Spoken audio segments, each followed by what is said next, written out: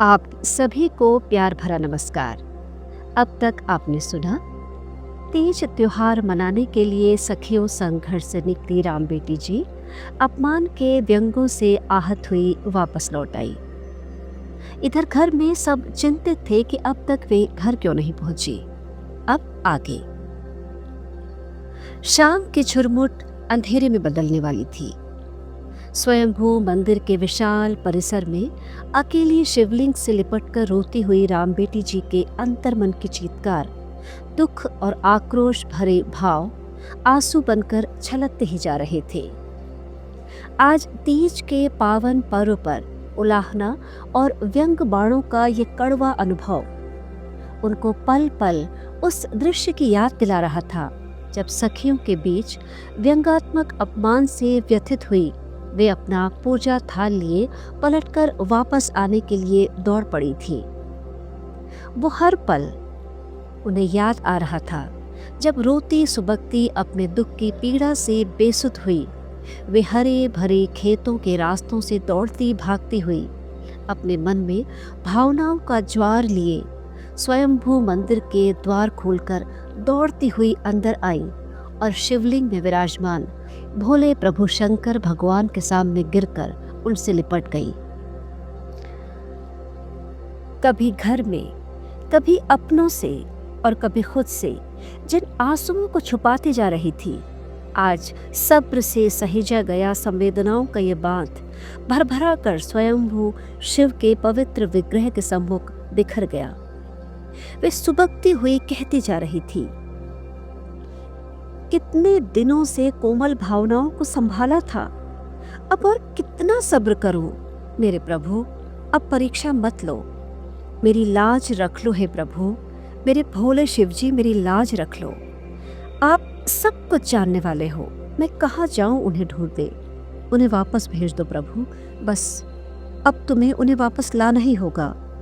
अपनी 10 वर्षों की तपस्या अगर मैंने पूरे समर्पित भाव से की है तो लाओ मेरे पति को, कहीं से भी वापस लाओ। अब तुम्हें उन्हें भेजना ही होगा मेरे प्रभु, अब तुम्हें उन्हें भेजना ही होगा।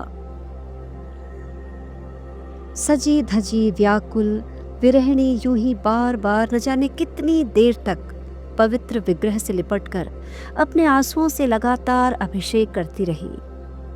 भोले शिव के समक्ष स्वयं को न्योछावर कर राम बेटी आर्त गुहार लगाती ही रही। धीरे धीरे हिचकियां बंध गई, कोमल आंखें रो रो कर थक चुकी थी। रात्रि का अंधियारा गहराने लगा था, पर वे बेसुध पड़ी अपने ही दुख में डूबी थी। उधर परिवारजनों के साथ अज्ञात आशंकाओं से घबराते हुए माँ स्वयंभू मंदिर की ओर बढ़ी। थककर स्वयंभू मंदिर के दरवाजे की ओर बढ़ते हुए माँ ने अंदर झांक कर देखा, अरे ये तो यहाँ है। घबराकर जल्दी से दौड़कर सभी अंदर गए। राम बेटी जी बेसुध सी हुई बिखरे वस्त्रों चुनरी सहित शिवलिंग से लिपटी हुई थी। घबराकर माँ ने जल्दी से उसे गले लगा दिया, हाथ माथा छूकर उसे ठीक से बैठाया। किसी ने मुंह पर पानी के छींटे डाले तो किसी ने पानी पिलाने की कोशिश की। रो रो कर थक चुकी लाल आंखें जैसे शून्य में किसी को खोज रही थी। माँ ने कलेजे से लगाकर कहा, राम बेटी चल, घर चल। सबको कितनी चिंता हो गई थी, पगली है तू, ऐसे करते हैं क्या? बिटिया राम बेटी जी सुबकती ही जा रही थी। नहीं माँ, अब मैं घर नहीं आऊंगी, मैं यही प्राण त्याग दूंगी। अब घर आकर क्या करूं? वे वापस नहीं आते तो मैं भी घर नहीं आऊंगी। माँ, अब मैं नहीं आऊंगी।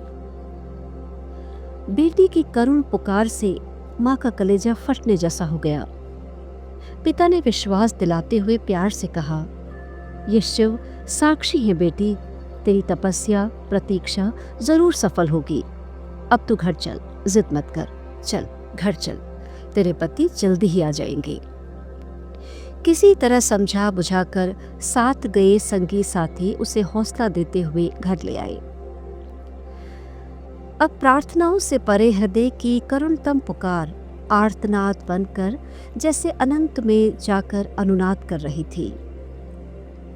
आज आर्त स्वरों और आंसुओं से आराध्य शिव भी अभिषिक्त हो चुके थे। श्रद्धा और विश्वास की आशा लिए जिन हाथों ने उन्हें अपने गोद में भरकर स्वयं को न्योछावर कर दिया था, अब शेष तो उन्हीं के वश में था। फिर इससे अधिक और भी क्या था अपने वश में? बस प्रतीक्षा और प्रतीक्षा। उधर फतेहपुर किलाघाट में जनरल मैकन्ना के हृदय परिवर्तन की घटना स्वयं में किसी चमत्कार से कम नहीं थी। भक्तों और श्रद्धालुओं में भाव विभोर कर देने वाली इन आश्चर्यजनक घटनाओं की चर्चा युवा योगी बाबा नीमकरोली के प्रति श्रद्धा और भक्ति को जागृत करने वाली अलौकिक घटनाएं थी। पर युवा योगी स्वयं इन घटनाओं के प्रति ऐसी प्रतिक्रिया देते जैसे इनमें उनका कोई योगदान ही न रहा हो। वे अपने विस्मित भक्तों से कहते, इसमें हमने क्या किया? हमने तो कुछ भी नहीं किया। अपनी भोली भाली मुस्कुराहट और प्रेमपूर्ण व्यवहार से वे सभी का हृदय ऐसे जीत लेते जिससे कि समाज मतिभ्रमित होकर उनके जीवन की समस्त घटनाओं को साधारण मानवीय जीवन का उपक्रम समझने लगता। परालौकिक और अलौकिक शक्तियों से संपन्न युवा योगी नीमकरोली बाबा अत्यंत साधारण रूप में अपने दैनिक कार्यों के प्रति समर्पित भाव से लगे रहते।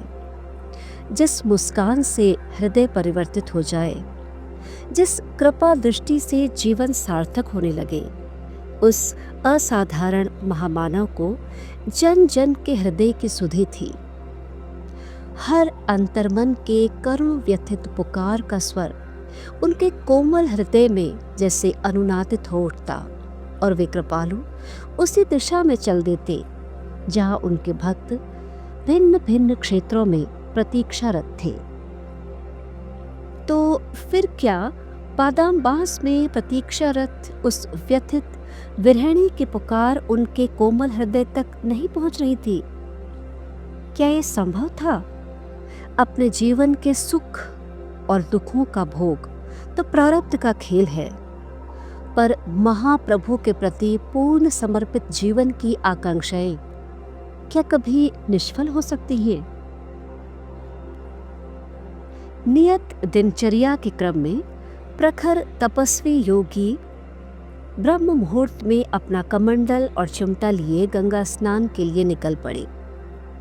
किलाघाट छावनी से कुछ ही दूरी पर गंगा मैया की उज्ज्वल लहरों से तरंगित तट पर पहुंचकर उन्होंने सादर प्रणाम कर धवल वेग से आती मोती जैसी बूंदों को शिरोधार्य कर पवित्र स्नान किया। फिर जल में कमर तक खड़े हो देर तक अपने ध्यान में लीन रहे। सावन माह की सुबह, दिन वैसे भी जल्दी ही निकल जाता है।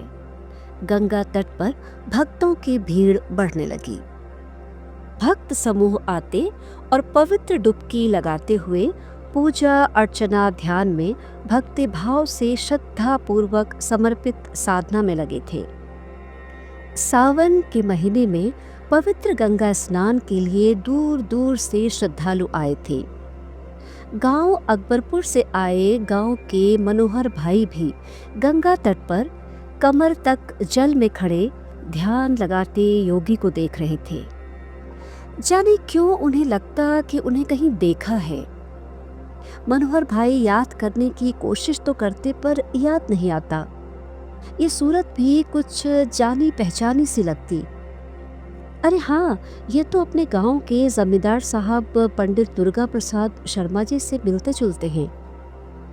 वे मन ही मन सोचकर चौंक रहे थे। अब ये भी कोई बात हुई, कहाँ अपने जमींदार साहब और कहाँ उनकी सूरत से मिलते जुलते ये साधु बाबा। फिर भी अपनी पूजा आराधना के क्रम में वे बार बार दृष्टि भरकर युवा योगी को निहारते जा रहे थे। पर पता नहीं क्यों लग रहा था कि कहीं ये हमारे लक्ष्मी नारायण शर्मा तो नहीं है, जो करीब 10 वर्षों पहले घर गांव छोड़कर कहीं चले गए थे। जाने क्यों, कभी भ्रम होता, कभी विश्वास होने लगता। मन ही मन वे साधु बाबा को प्रणाम कर वापस आने लगे। रास्ते में किसी से कुछ नहीं कहा, बस यूं ही श्रद्धालुओं से उनके बारे में कुछ जानने की जिज्ञासा रखते हुए पूछा तो भक्तों से पता चला कि ये तो नीब करौरी बाबा हैं, जो किला घाट छावनी के पास एक कुटिया में रहते हैं और रोज सवेरे यहाँ गंगा स्नान करने के लिए आते हैं। कुछ भक्तों ने उनके अलौकिक चमत्कारों की चर्चा भी की। मनोहर भाई गहरी सोच में डूबे थे। मन हो रहा था कि जल्दी से अकबरपुर जाकर जमींदार साहब को सारी बातें बताएं। क्या पता ये उन्हीं के पुत्र हों। 10 बरस हो गए, लगभग 13 बरस की उम्र में तो निकले थे हमारे लक्ष्मी नारायण बेटा, और ये जटाधारी बाबा भी लगभग 22-23 बरस के ही होंगे। क्या पता वही हैं।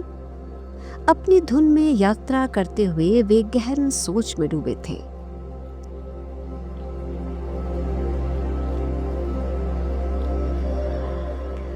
महाप्रभु महाराज जी, श्री नीब करौरी बाबा, पावन कथामृत। आज का प्रसंग यहीं तक।